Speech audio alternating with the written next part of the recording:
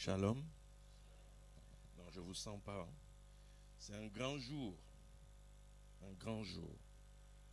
Comme j'ai dit à maman Bibi, quand elle m'a envoyé l'invitation, moi j'aime pas venir juste pour venir. Et je me posais la question et j'étais assis à la maison et ma femme est venue devant moi. Elle ne savait pas à quoi je pensais. Alors elle vient me dire, tu sais, quand Dieu va te faire du bien, n'oublie pas Bibi. Ah. Et je la regarde, mais tu te souviens, je dis quoi? Quand ta maman est morte, ma mère, quand ma mère est décédée, on avait fait le deuil, le corps était exposé près de Bonnevet là.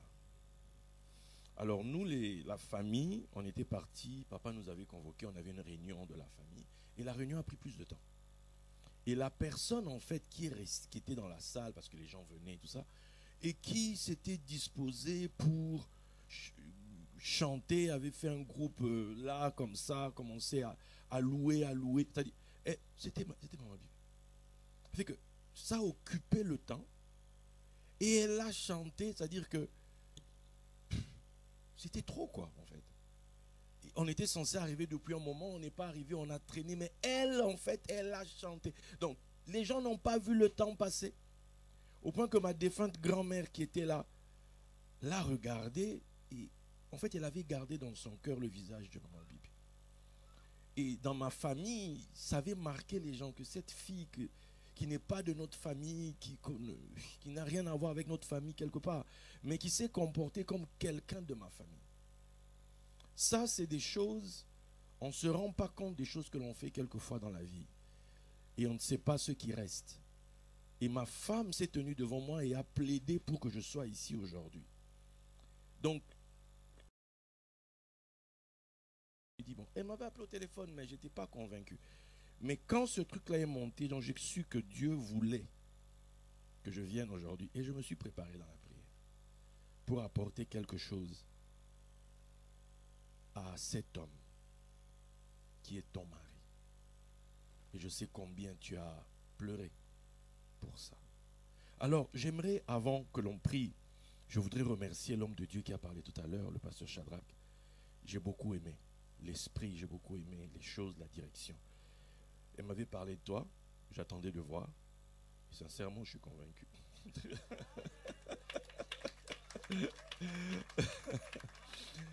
Donc, je remercie le Seigneur. C'est 20 ans. 20 ans. Vous savez, dans la Bible, il y a une loi.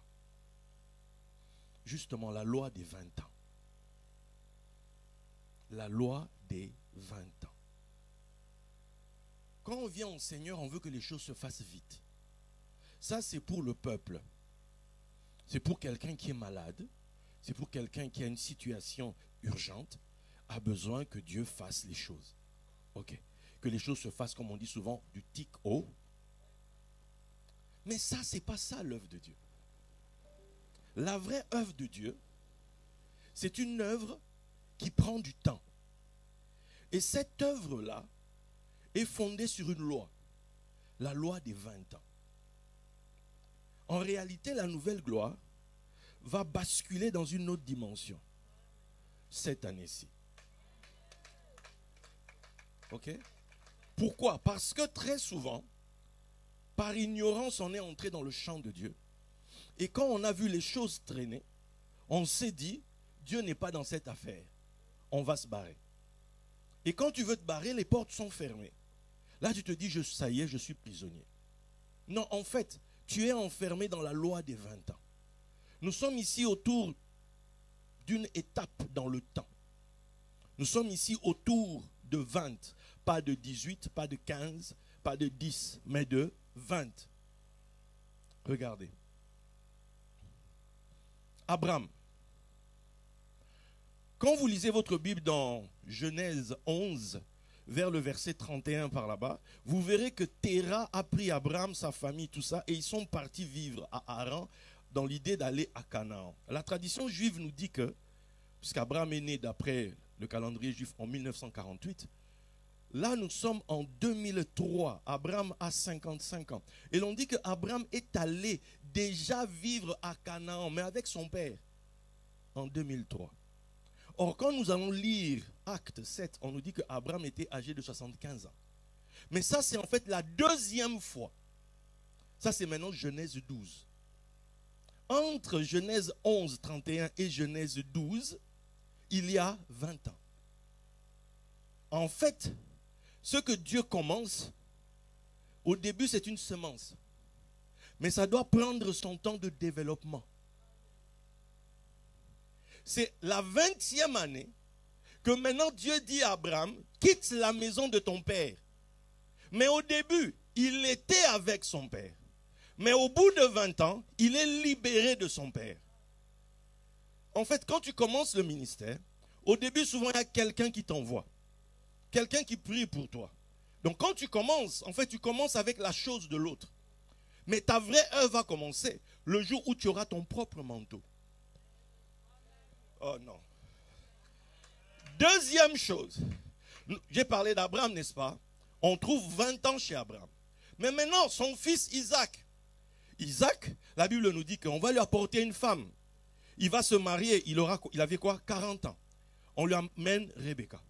Mais la Bible nous dit que ce n'est qu'au bout de 20 ans que Rebecca va être capable de donner les jumeaux. Quelquefois, quand tu commences, tu es devenu un homme, 40 ans, tu es devenu grand, oui. Mais la personne qui doit produire le fruit pour montrer au monde que toi tu es un homme fécond, ce n'est pas toi, c'est la femme. La femme ici, c'est l'église. C'est un corps. C'est des hommes, c'est des femmes qui vont être là. Ça va prendre du temps. Parce que Rebecca était une gamine quand elle est arrivée. Mais elle ne pouvait pas encore produire le fruit, rendre la semence d'Isaac, la matérialiser. Il a fallu 20 ans pour que Rebecca elle-même aille chercher le Seigneur et qu'on lui donne la révélation de ce qui allait lui arriver à elle au travers d'Isaac. Quelqu'un dit 20 ans. Non. En fait, dans les choses de Dieu, quand tu comprends que ça obéit à des lois de temps, tu vas t'apaiser. Voilà pourquoi Paul dit que le Dieu de la patience dirige vos cœurs vers la patience. Soyez patients avec Dieu. Marchez tranquille avec Dieu. Souvent, on veut être pressé. C'est le pressé là qui nous crée des problèmes. C'est le pressé là qui fait qu'on brise des alliances. C'est le pressé là qui fait qu'avec certaines personnes, des gens vont garder des dents avec toi. Tu vois? Moi, il a fallu que Pasteur Sandras passe par le coma. Qu'on se retrouve entre les hommes de Dieu de Lyon pour prier.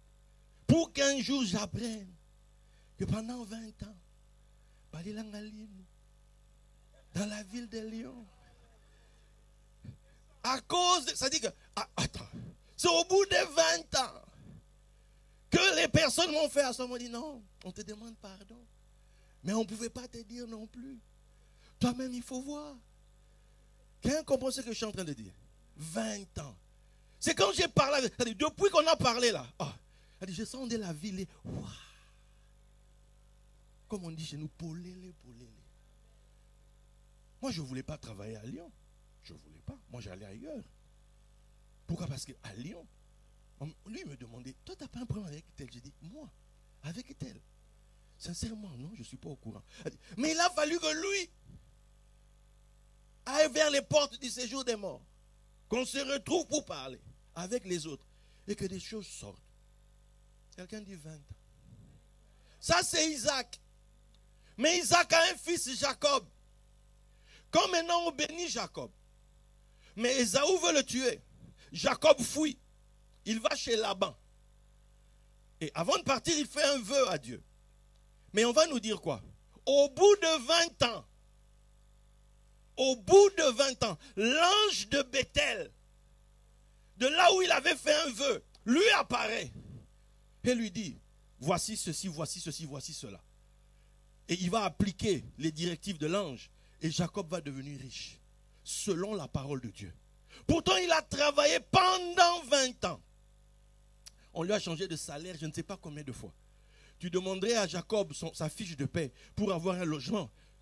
La régie ne va pas accepter parce que les salaires, c'est fluctuant. On ne sait pas combien il gagne juste. On lui a fait comme ça pendant 20 ans. Mais la 20e année, le ciel s'est ouvert. Le ciel s'est ouvert. L'ange avec... C'est-à-dire, il était à un endroit où il avait parlé à Dieu. Il n'a pas vu... à cause de son songe, il a fait un vœu. Je ne sais pas ce que tu as dit à Dieu à une époque de ta vie. Je ne sais pas les choses que tu avais parlé. Maman Bibi, quand elle a commencé l'œuvre, on la voyait tous ici. On ne sait pas les choses qu'elle avait dit à Dieu à l'époque. Mais il y a des fois, les choses ne se font pas vite. On se dit que Dieu n'est pas là. Non. Les choses de l'esprit obéissent à des lois. À des lois du temps. C'est la 20e année. La 20e année qu'on a dit maintenant tu vas partir d'ici. Maintenant tu vas quitter la maison de Laban. Maintenant tu vas retourner chez toi. Mais tu vas retourner chez toi revêtu d'une nouvelle gloire. Quelqu'un dit 20 ans. Oh. Jacob a un fils. Joseph. La Bible commence dans Genèse 37. On nous présente Joseph. On dit qu'il avait environ 17 ans.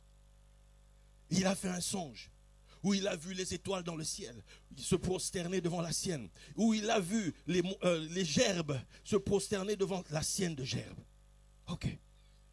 Et quand il dit ça à sa famille dit automatiquement, c'est toi qui veux régner sur nous? Ça lui crée des problèmes. Lui ne sait pas c'est quoi cette affaire. Attends. Donc c'est toi qui vas régner. Donc le songeur là, il faut le tuer. Regardez vos Bibles, on nous dit qu'à l'âge de 30 ans, il apparaît devant Pharaon. Oui ou non? Vous me direz, mais là, il n'y a pas 20. C'est 13 ans. Mais il avait dit quoi? Il avait dit 7 ans d'abondance. C'est après qu'il y aura 7 ans de famine. Donc, quand on est arrivé à la 20e année, 13 plus 7, à la fin du cycle de l'abondance, le peuple s'est mis à crier. Et là, Pharaon s'est retourné. Allez vers Joseph et faites tout ce qu'il vous dira. C'est à ce moment-là que le règne de Joseph a commencé. Quelqu'un dit 20 ans. Non, dis encore 20 ans. Tu prends quelqu'un comme à 37 ans, c'est à ce moment-là que maintenant toute l'Égypte a compris que cet esclave-là était venu ici pour notre bonheur, pour notre salut, la 20e année. Il ne faut pas te plaindre. Quand tu as commencé le ministère, il y avait des combats. Quand tu as commencé, tel n'était pas d'accord, tel était pour, tel n'était pas, etc. Que certains étaient là, sont partis, d'autres ont fait ceci. C'est pas grave. 20 ans. Il faut compter seulement en coulisses. 1, 2, 3, 4. Guy Willy, il faut prêcher. 7, 8. Glorise, ma fille, tu sais, l'œuvre de Dieu. Maman, tu sais. 11, 12. Oui, la ville des lions. Blablabla. 14. Oh, 15. Allez, mais 20 apporte ses surprises. 20. Ah, ça dit, parce que les temps s'accomplissent. Dans les choses de Dieu, il faut que le temps s'accomplisse. Il n'y a aucune femme mariée qui dit à son mari aujourd'hui, chérie, ça y est. Le test. Je suis enceinte. Elle est contente. Mais elle-même est consciente qu'elle ne va pas accoucher tout de suite. Quelles que soient les prières que vous allez faire. Non. Elle ne va pas accoucher là. Il faut attendre 9 mois. Selon la loi des hommes. 9 mois pour que tu sois formé à l'intérieur et que tu sois prêt pour sortir à l'extérieur. Et dans les choses de l'esprit, il faut 20 ans.